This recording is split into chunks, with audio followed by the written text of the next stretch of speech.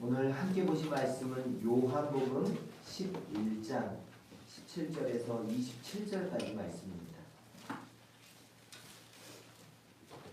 요한복음 11장 17절에서 27절까지 말씀입니다. 저랑 여러분 교독하겠습니다. 예수께서 와서 보시니 나사로가 무덤에 있은지 이미 나흘이라.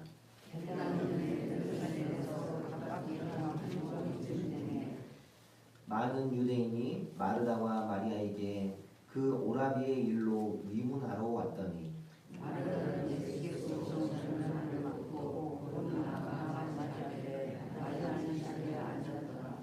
마르다가 예수께 여짜오되 주께서 여기 계셨더라면 내 오라버니가 죽지 아니하였겠나이다. 그러나 나는 이제라도 주께서 오시든지 하나님께 구하시는 하나님이 주시는 것을 아나이다.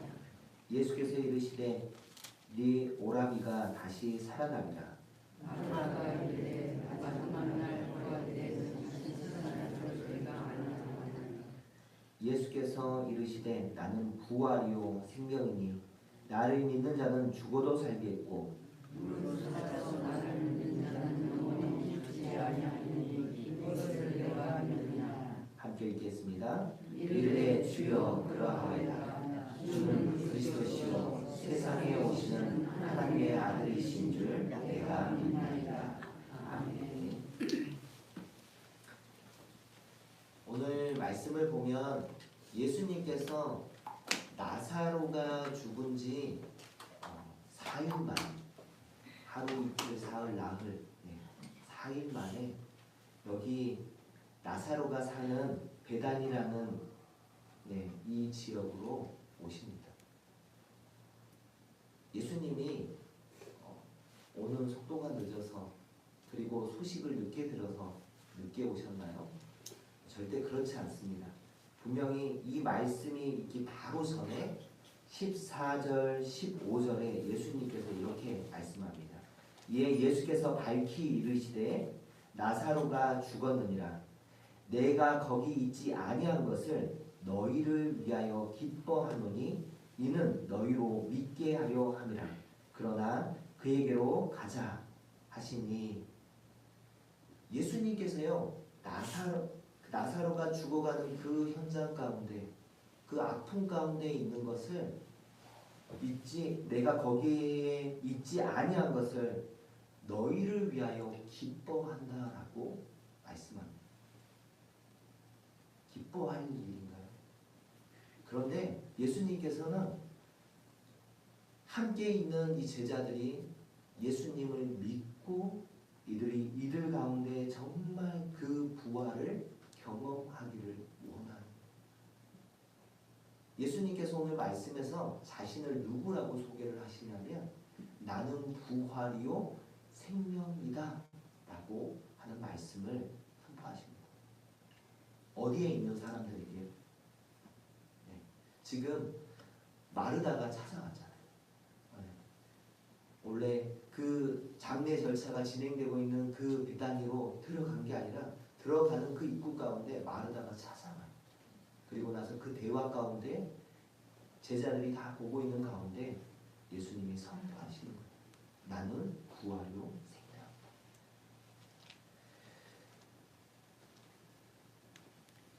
오늘 말씀 가운데서 마르다가 보여지는 그 이야기들은 어쩌면 우리의 모습인지도 모르겠습니다.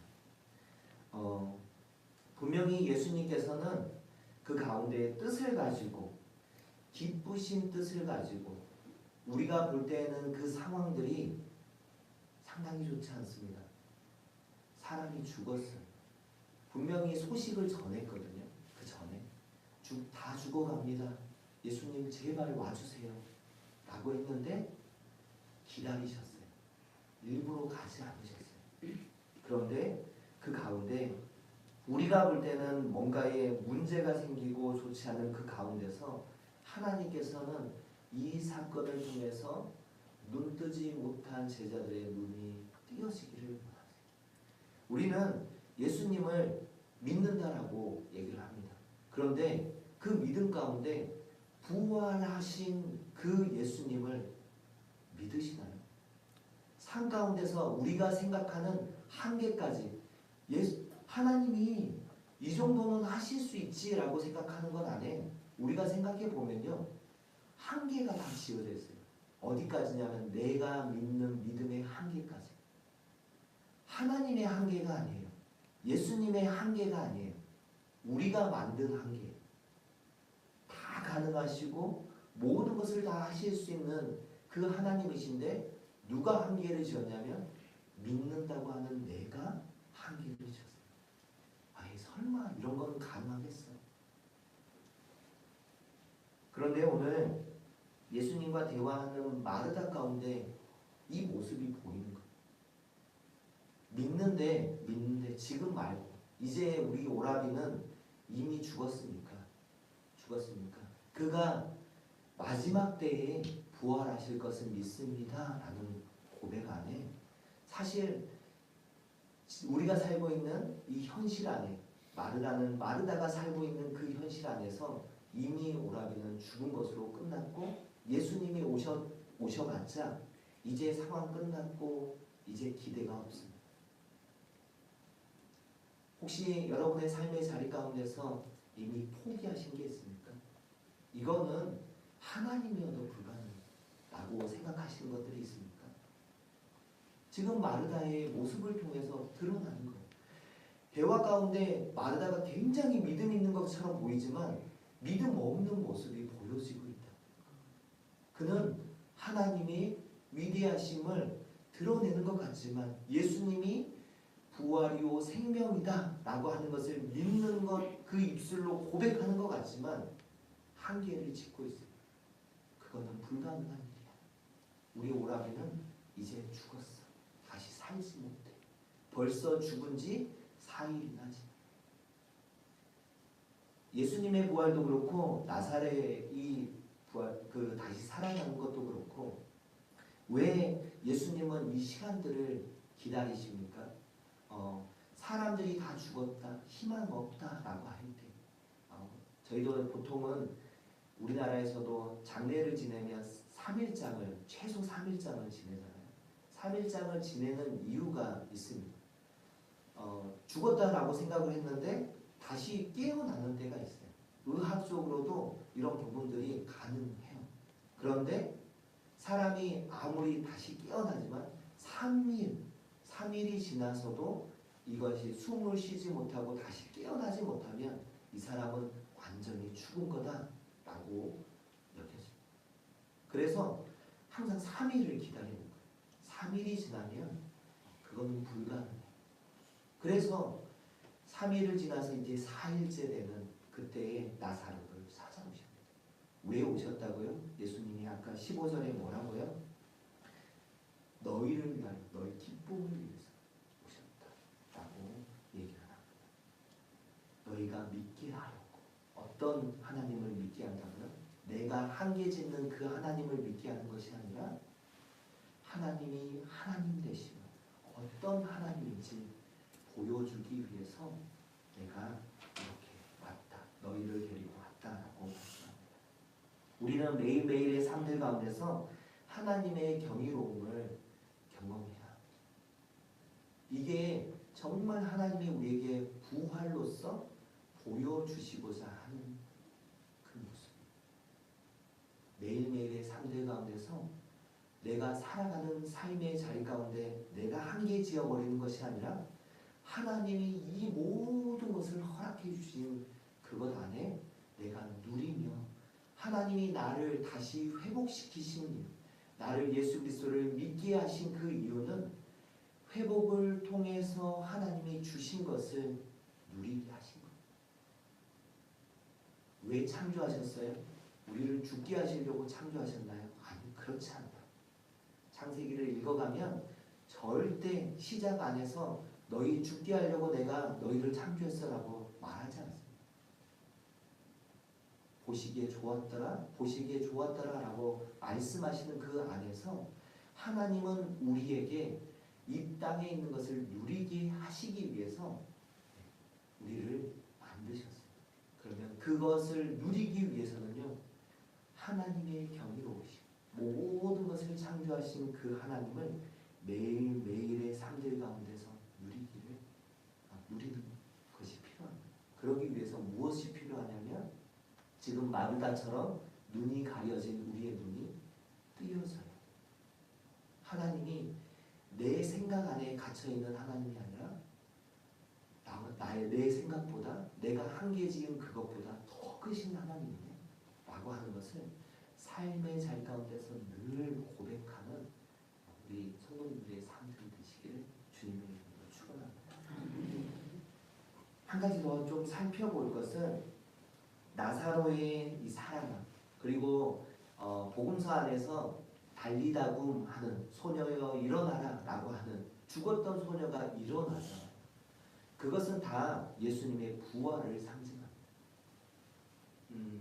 저는 이거를 이제 부활이라고도 얘기하지 않는데요, 부활의 첫 열매는 예수님이라고 성경은 얘기하고 있습니다. 예수님이 부활의 첫 열매가 되신대요. 그러면 나사로가 다시 살아나는 것은 뭐예요? 그리고 소녀가 달리다굼 해서 예수님이 죽었던 소녀를 일으킨 건 뭐예요? 어제 말씀에서도 나와 있지만 예수님은 이런 것을 뭐라고 얘기하냐면 잠잔 자를 일으켜 깨웠다라고 말씀을 합니다. 오늘 말씀에서도요, 예수님께서 그렇게 말씀하세요. 25절, 26절에 이렇게 말씀합니다. 나는 부활이요 생명이니 나를 믿는 자는 죽어도 살겠고 무릇 살아서 나를 믿는 자는 영원히 죽지 아니하리니 이것을 네가 믿느냐 라고 말씀합니다. 영원히 죽지 않는 부활한 자는 영원히 죽지 않아요. 지금 나사로와 그리고 여러분이 복음서 안에서 보는 그 달리다굼의 그 소녀는요, 그 부활을 예표할 뿐이고 부활의 첫 열매는 아니에요. 영원히 죽지 아니함을 경험해 가는, 이것이 부활이에요. 참 부활이에요. 이것은 예수님이 그 부활의 능력이 있으심을, 아까 다시 한번 말씀하지만 예수님이 자기를 누구로 소개한다고요? 나는 부활이요 생명이다 라고 하는 것을 보여주시기 위해서, 제자들이 이것을 보고 믿게 하기 위해서, 다른 사람들이 나사로가 무덤에서 나오는 것을, 살아나는 것을 보기 위해서 이것을 보여줍니다. 다시 살아난 나사로는 죽었나요? 살았나요? 굉장히 어려운 질문입니다. 나중에 이 나사로가 죽었으니까 지금도 살아있다는 얘기는 없잖아요. 그런데 예수님을 믿는 나사로는 부활되게 다시 부활합니다. 예수님이 심판주로 오실 그때에 우리가 부활하는 것처럼, 우리가 죽더라도, 몸이 죽었더라도 다시 영원히 산다라고 하는 그 말씀처럼 우리는 다시 부활합니다. 우리가 영원히 살아갑니다. 영원히 죽지 않고 살아가는 것을 예수님이 지금 나사로의 이 사건을 통해서 하나님이 어떤 분이신지, 예수님 자신이 하나님이신데 그 하나님이 어떤 분이신지를 보여주시기 위해서 오셨다. 그러면 이 이야기를 실은 성경은 이들에게만 이것을 보여주기 위해서 이 이야기를 말하고 있습니까? 이들이 이런 것을 봤다라고 하는 간증은 무엇이냐면, 우리 또한 매일매일의 삶들 가운데서 그분이, 하나님이, 우리가 믿는 예수 그리스도가 하나님이신데 그분이 우리를 다시 살리게 하는 부활이 있음을, 영원한 삶이 있음을 우리가 믿고 매일매일의 삶들을 살아가라고 오늘 말씀을 기록하고 있습니다. 오늘 말씀을 통해서 예수님이 부활이요 생명이라고 말씀하시는데, 우리가 매일매일의 삶들 가운데 그 믿음을 잃지 않았으면 좋겠어요. 희망 없이 살아가지 않았으면 좋겠고, 축 처져서 마치 내가 한계지어서 나의 믿음, 내가 믿는 믿음의 대상이 어떤 분인지를 내가 한계를 짓지 않았으면 좋겠어요. 우리의 기도하는 가운데 기도에 응답하시는 그 하나님을 오늘도 찾고 그분을 만나는 가운데 부활의 기쁨을 매일매일 누려가는 우리 성도님들 되시길 주님의 이름으로 축원합니다. 아버지 하나님 감사합니다. 우리의 삶들 가운데 주님께서 찾아와 주시고 우리를 구원하여 주심에 감사합니다. 하나님, 그 구원의 감격 가운데 우리가 매일매일 살아갈 수 있기를 소원합니다.